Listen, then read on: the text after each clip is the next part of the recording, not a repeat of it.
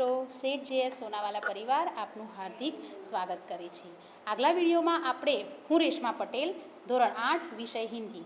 આગલા વિડીયોમાં આપણે પાઠ 2 ઈદગાહ એના વિશે શીખ્યા ને। વાર્તા તરીકે મેં તમને સમજાવ્યું, તમને બધાને મજા પડી? ચલો હવે આજે આ પાઠની ટૂંકી ચર્ચા કરી અને આપણે એના શબ્દાર્થ અને સ્વાધ્યાય વિશે ચર્ચા કરી લઈએ। તો આ વાર્તા છે હમીદ નામના એક છોકરાની અને રમઝાન ઈદના દિવસની, જેમાં હમીદ પાસે 3 પૈસા જ હતા। એણે કશું ખાધું નહીં, કશું પીધું નહીં અને એની પોતાની દાદી માટે એ શું લાવ્યો? ચીપિયો લાવ્યો। શું લાવ્યો? ચીપિયો। બરાબર છે। એની દાદી એકવાર તો એના પર ગુસ્સે પણ થઈ ગઈ કે તને ફરવા માટે, હરવા માટે, કંઈક ખાવા માટે, પીવા માટે પૈસા આપ્યા હતા, પણ તું શું લાવ્યો?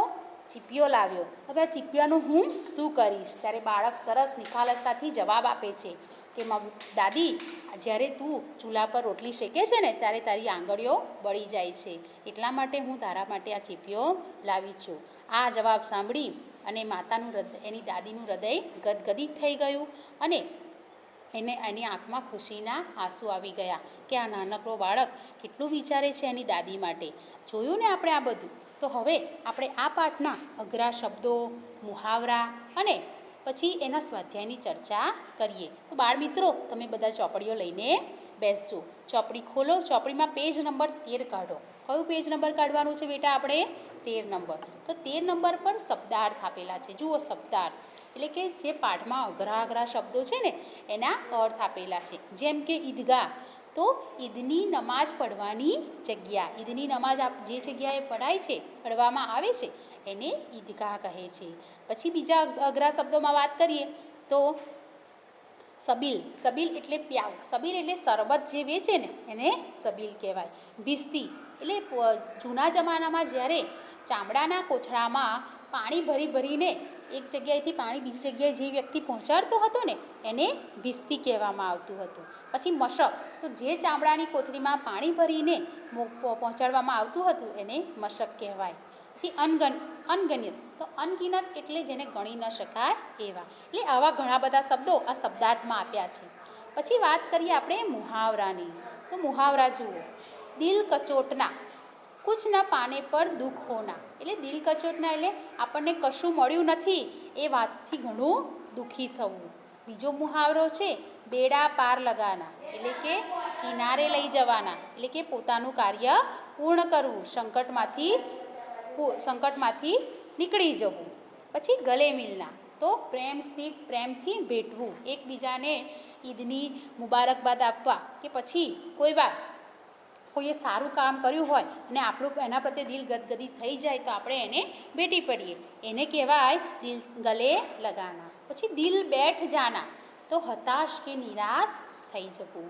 બાલ બાંકા ન હોના, એટલે જરા ભી નુકસાન ન પહોંચા सकना, बाल बांका न होना अर्थात जरा भी नुकसान न करना, न पहुँचाना।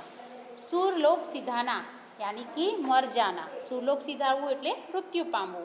छाती पीट लेना એટલે કે दुख प्रकट करना, जब हामिद ने अपनी अम्मा को चिमटा दिखाया और कहा कि 3 पैसे का चिमटा लाया हूँ, तब उसकी दादी छाती पीटने लगी यानी कि उनका दुख प्रकट करने लगी। तो હવે બાળકો આ શબ્દો અને આ મુહાવરા તમારે તમારી નોંધપોથીમાં નોંધી લેવાના છે। હવે ચર્ચા કરીએ અભ્યાસની। શેની ચર્ચા કરીશું? અભ્યાસની। તો અભ્યાસમાં પહેલાં છે પ્રશ્નોના જવાબ આપો। આ પ્રશ્નોના જવાબ પણ હું તમારી સાથે ચર્ચા કરું છું, પણ તમારે પછી એને નોટમાં લખી લેવાના છે। તો ચલો પહેલા પ્રશ્નની ચર્ચા કરીએ। हमीद चिमटा ही क्यों खरीदा?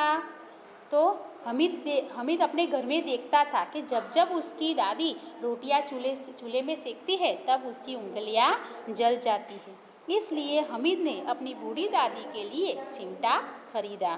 चिमटा खरीदने के लिए हामिद ने कौन कौन से कारण बताए? बीजो प्रश्न है चिमटा खरीदने के लिए हमीद ने कौन कौन से कारण बताए? तो हमीद ने अपने मित्रों से कहा कि चिमटा घर में भी इस्तेमाल हो सकता है और खिलौनों की तरह खेल भी सकते हैं। उसे कंधे पे रख दो तो बंदूक बन जाता है, ज़मीन में गाड़ दो तो डंडा बन जाता है, और कुछ न करो तो घर में रसोई में काम आता है। ऐसे ही कुछ कारण अपने बाल वृत्ति के कारण ऐसे कारण उसने अपने मित्रों को चिमटा खरीदने के लिए दिखाए। હવે પ્રશ્ન 3, બુઢી અમ્મા કા ક્રોધ સ્નેહ में क्यों बदल गया? તો હવે એનો જવાબ તમે વિચારો કે બાઈની જે દાદી હતી એનો ક્રોધ એ પ્રેમમાં કેમ બદલાઈ ગયો? તો जब हामिद ने अपनी दादी से कहा कि वो यह चिमटा उसकी दादी के लिए यानी कि अपनी अमीना के लिए लाया है, क्योंकि जब जब अमीना चूल्हे में रोटियां सेकती है तब उसका हाथ जल जाता है, इसलिए हामिद यह चिमटा उसके लिए लाया है। तब बूढ़ी अम्मा का क्रोध स्नेह में बदल गया। હવે પ્રશ્ન 4, अब आप चिमटे के प्रयोग की तरह રૂમાલ के विविध प्रयोग बताइए। હવે આ પ્રશ્ન બાળ મિત્રો તમારે જાતે લખવાનો છે। આમાં તમારે વિચારવાનું છે કે જેમ હામિદે પોતાના ચીપિયાને જુદા જુદા ઉપયોગો કહ્યા એવા તમારે એક રૂમાલના એવા ઉપયોગો તમારી રીતે કરવાના છે અને એને નોંધપોથીમાં નોંધવાનું છે। હવે પ્રશ્ન 2, इस कहानी का शीर्षक ईदगाह ही क्यों रखा गया? इसके अलावा आप कौन सा शीर्षक देना चाहेंगे? क्यों? तो भाई आ कहानी છે તો હામિદ નામના બાળકની, પણ એનું જે મૂળ છે, જે મેળ વસ્તુ છે એ છે ઈદગાહ। ઈદગાહ જાય છે ને ચીપીઓ જોવે છે ને એના દાદી વિશે વિચારે છે અને પછી જ આખી એક કહાનીની રચના થાય છે। એટલા માટે આ કહાનીનું શીર્ષક ઈદગાહ આપવામાં આવ્યું છે। અહીંયા તમે એને બીજું શું શીર્ષક આપી શકો એ તમારે વિચારવાનું છે। તમારે તમારા મનથી વિચારવાનું છે કે તમે ઈદગાહ સિવાય આ પાઠને બીજું શું નામ આપી શકો અને એનું કારણ પણ દર્શાવવાનું છે। હવે આવે છે अभ्यासનો ત્રીજો પ્રશ્ન कि निम्नलिखित परिच्छेद को पढ़कर नीचे दिए गए प्रश्नों के उत्तर दीजिए। तो હવે આ પેરેગ્રાફ એટલે કે આ ફકરો છે એ તમારે તમારી રીતે શાંતિથી વાંચવાનો છે અને વાંચી અને એના નીચે 1 થી 6 પ્રશ્નો આપ્યા છે। તો ફકરામાંથી શોધીને અથવા ફકરાને વાંચીને અને સમજીને આ પ્રશ્નોના જવાબ તમારે લખવાના છે। ફકરો વાંચશો એટલે તમને ફકરા વિશે ખ્યાલ આવશે અને આ પ્રશ્નના જવાબ આપોઆપ તમને સમજ પડી જશે। હવે ચોથો પ્રશ્ન છે, तुम भी हामिद की तरह किसी न किसी मेले में गए होंगे, वहाँ तुमने क्या क्या खरीदा और क्यों? बाळ મિત્રો તમે બધા પણ મેળામાં ગયા જ હશો। કોઈ એવું બાળક ના હોય જે મેળામાં ના ગયું હોય અને મેળામાં જાઓ એટલે અવશ્ય બાળ મન છે, રમકડા તો તમે ખરીદવાના જ છો। તો તમે મેળામાં ગયા હોય અને કેવા કેવા રમકડા તમે ખરીદ્યા છે એ તમારે હિન્દીમાં જવાબ લખવાનો છે। હવે પાંચમો પ્રશ્ન, यदि तुम्हें मेले में अपनी दादी के लिए कुछ खरीदना हो तो क्या खरीदोगे और क्यों? तो आ प्रश्न તમારે તમારા મનથી આપવાનો છે કે તમારે જો તમારી દાદી માટે કોઈ વસ્તુ ખરીદવી હોય તો તમે શું ખરીદો એનું નામ તમારે અહીંયા લખવાનું છે। આટલે આપણું પાઠ 2નું અભ્યાસ પૂર્ણ થઈ જાય છે। હવે આપણે આવીએ છીએ સ્વાધ્યાય તરફ। તો સ્વાધ્યાયમાં પણ પહેલાં છે પ્રશ્નોના જવાબ। તો પ્રશ્નોના ટૂંકમાં જવાબ આપવાના છે। पहलो प्रश्न है, रोज़े के दिन मुसलमान क्या करते हैं? तो रोज़ो राखे छे मुस्लिम लोग तो ये दिवसे शू करे छे? तो रोज़े के दिन मुसलमान लोग सुबह से शाम तक कुछ खाते पीते नहीं हैं और अपने अल्लाह का नाम लेते हैं। रोज़े के दिन मुसलमान लोग सुबह से शाम तक कुछ खाते पीते नहीं हैं और अल्लाह का नाम लेते हैं। अब बीजो प्रश्न, रमज़ान ईद के दिन मुसलमान लोग कहाँ जाते हैं? तो रमज़ान ईद के दिन मुसलमान लोग ईदगाह नमाज पढ़ने के लिए जाते हैं। बराबर है। तीजो प्रश्न, दुकानों में कौन कौन से खिलौने मिल रहे थे? હવે આ પ્રશ્ન તો બધાને આવડે એવો જ છે કે દુકાનમાં જાઓ તમે તો દુકાનમાં તમને કયા કયા ખિલોના મળવાના છે, કયા કયા રમકડા મળતા હશે? હવે આપણે અહીંયાના પાઠની વાત કરીએ તો પાઠમાં તમે જુઓ કે દુકાનમાં भिस्ती, सिपाही, वकील, गुड़िया ऐसे खिलौने मिल रहे थे। बराबर, दुकान में बधी प्रकारना रमकड़ा मळता हता। हवे पेज नंबर 15 पर जुओ।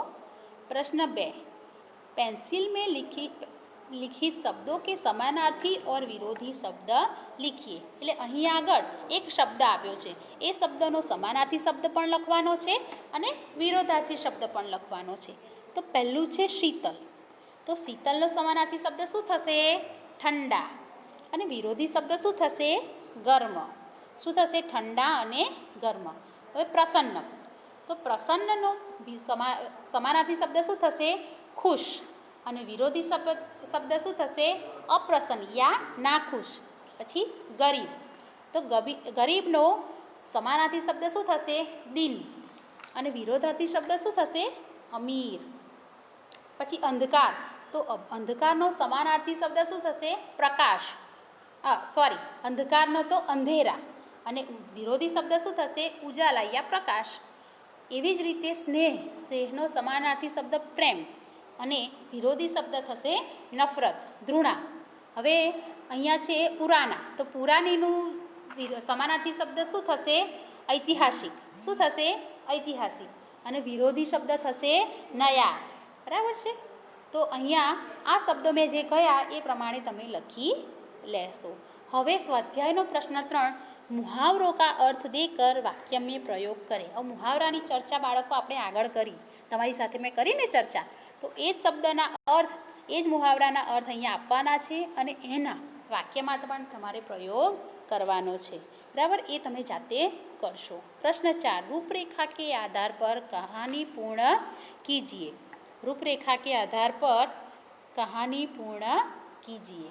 હવે રૂપરેખા એટલે શું કે મુદ્દા આપ્યા હોય તમને.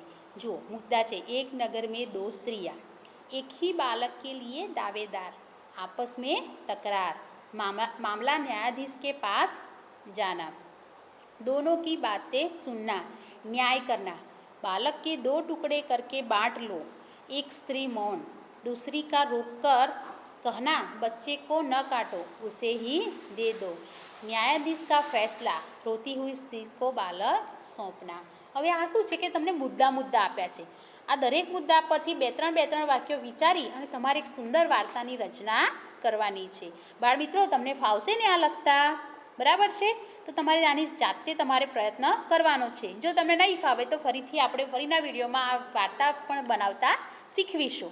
અને સ્વાધ્યાયનો પ્રશ્ન 5, निम्नलिखित अपूर्ण कहानी को अपने शब्दों में पूर्ण कीजिए. અહીંયા એક કહાનીની શરૂઆત આપી દીધી છે, પણ એને પૂર્ણ તમારે તમારા શબ્દોમાં કરવાની છે. જેમ કે मौसम में ठंडक बहने लगी थी, माँ सोचने लगी कि इस साल ढेर सारे स्वेटर बनाकर बेचने हैं, जिससे अंकित के 10वीं कक्षा की फीस और पढ़ाई का खर्चा निकाला जा सके. अंकित के पापा नहीं थे, एक बड़ी बहन थी. अंकित अपने घर में समृद्धि लाने के लिए दिन प्रतिदिन सोचता रहता था. હવે અહીંયા અંકિતની જગ્યાએ તમારે તમારું વિચારવાનું છે કે અંકિતની જગ્યાએ તમે હો તો તમે શું કરો? તો તમે મમ્મી અને બહેનને સપોર્ટ કરવા માટે સારું ભણી શકો, સારું ભણીને એટલું સરસ તમારું કેરિયર બનાવો કે તમે એમ મમ્મીને ફાઇનાન્શિયલી મદદ કરી શકો. હવે આ વાર્તામાં પણ તમારે તમારી જાતે વિચારવાનું છે કે તમે શું કરી શકો અને આ વાર્તાને તમારે આગળ વધારવાની છે. તો જોયું બાળકો, આ હતું અભ્યાસ અને સ્વાધ્યાય, જે તમારે હોમવર્કના સ્વરૂપમાં તમારી નોંધપોથીમાં નોંધી લેવાનું છે. પછી આગળ તમારે લખી અને ફોટા મને મોકલી દેશો એટલે હું હોમવર્ક ચેક કરી લઈશ. નમસ્કાર.